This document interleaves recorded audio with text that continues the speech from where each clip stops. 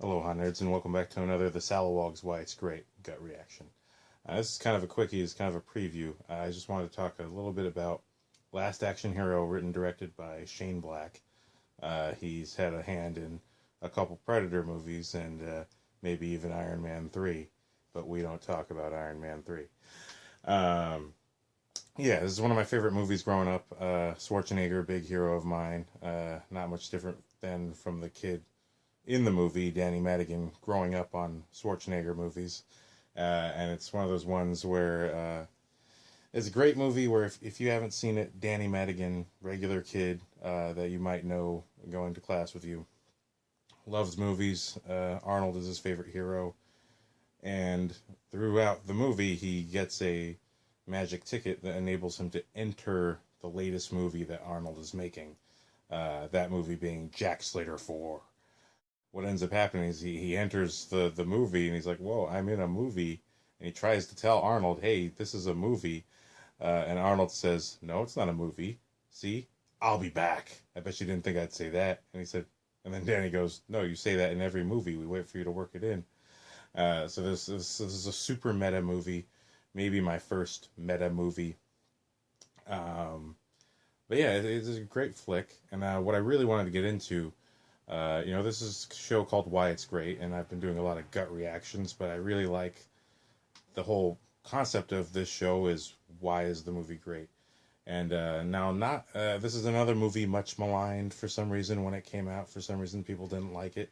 Maybe they didn't like meta. Maybe they didn't like that kind of never-ending story type of movie. But one thing about what makes this movie great is its use of film language.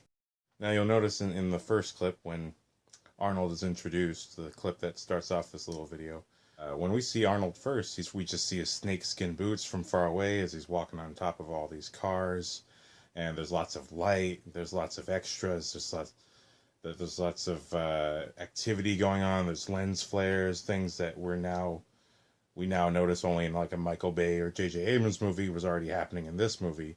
Lots of light, lots of lens flares, lots of energy going on screen. Everything looks good, everything looks sharp, everything looks crisp. That's film language. Now, what is film language? Film language is when you watch Cloverfield and the entire movie is from the point of view of the camera. That's one way of shooting something that makes you feel something where you feel like you're in it, you're in the action. But then we have this movie, Last Action Hero, which is much more Hollywood. It's the Hollywood film language. And Last Action Hero really starts sort of ultimate Hollywood, ultimate big budget, seeing the Arnold Schwarzenegger Hollywood budget movie that you would expect it to be. But when we get introduced to Danny Madigan, who lives in the real world, and you'll see in the next clip, he's just walking around and the camera sort of follows him much more documentary style. And what this shows very much so is whether it was just Shane Black himself or his entire crew, a very strong conscious control of film language. Because when we see Danny Madigan, it's much more documentary. Like, it's much more man on the street. You're with him. The camera's following him, which also it communicates him being the main character, or at the very least the character through whom we are seeing this story. So yeah, film language, very important. It's in every movie. Sometimes film language appears in subtler ways. When you watch The Matrix, there's another one where the opening scene, very Hollywood, very crazy. But if you notice, whenever we're in the Matrix, when we're in the digital world, that the Matrix actually looks very green. And when we're in the real world, the movie itself is very blue, and we're seeing a crumbling world around the people that live in it. So film language is in every movie that you watch, and the better it is applied to the movies, you get a stronger communication from that movie. But back to Last Action Hero, I just really love this film. Now that's just film language in sort of a generic kind of world building way. What's the language of your universe that you are presenting per universe within a movie? So Last Action Hero has two universes. It has the real world, where it's shot in a very realistic documentary style way, and it also has the movie world, where it's shot in a very high Hollywood, big budget, expensive, glossy way. Now, film language also applies to how characters are introduced.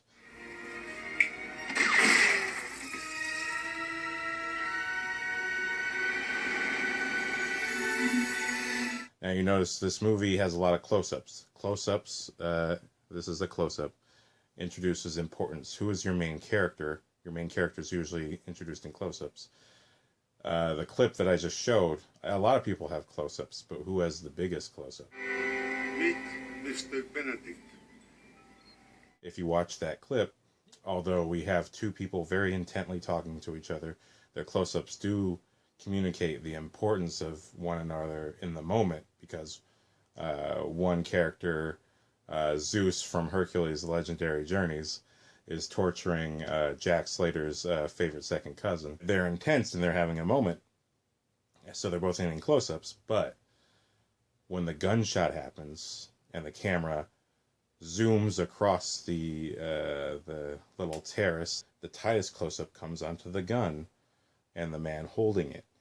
When his close-up happens, he fills up the entire screen, because he is actually this henchman with the perfect shot.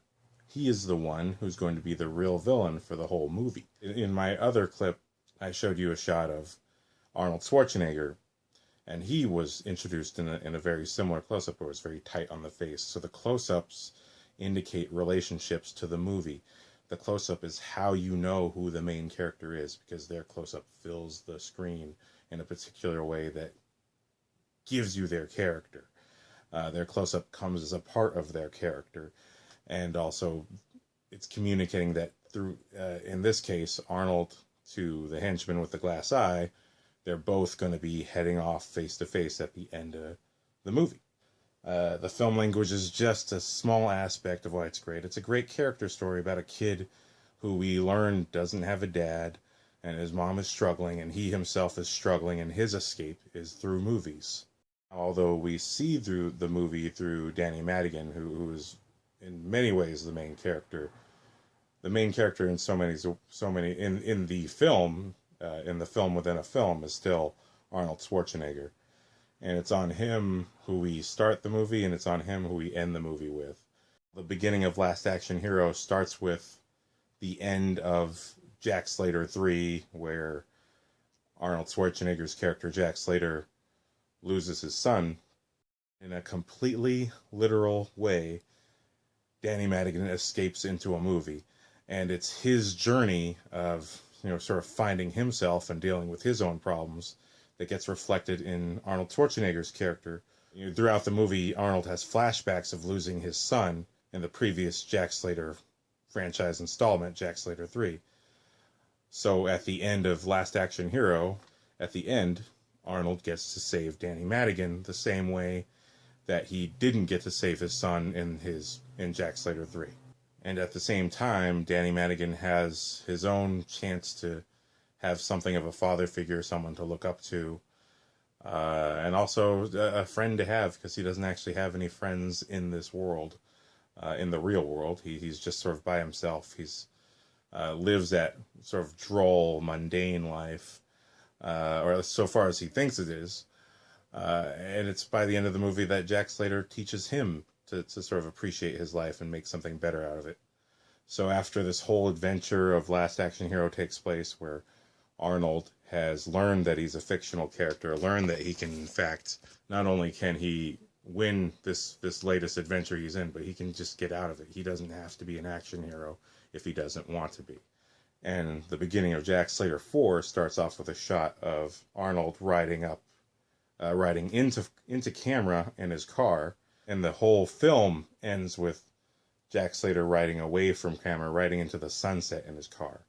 But part of telling the story of someone figuring out their journey is these little shots that are setups and payoffs, is figuring out how to communicate that to the audience. And you just find a simple shot, like someone riding into camera and then riding away from camera, has different meaning by the end of the movie. but you wouldn't even notice the setup shot. You're not supposed to. You're supposed to notice the glamour and the glitz and the shining lights and the exaggerated weapons. You're not supposed to notice the setup. The setup is just there to appear to be generic footage, but when you get the payoff, you realize it was all connected from the start. So that's my bit. I just love Last Action Hero. Yeah, yeah, yeah. Thank you for watching.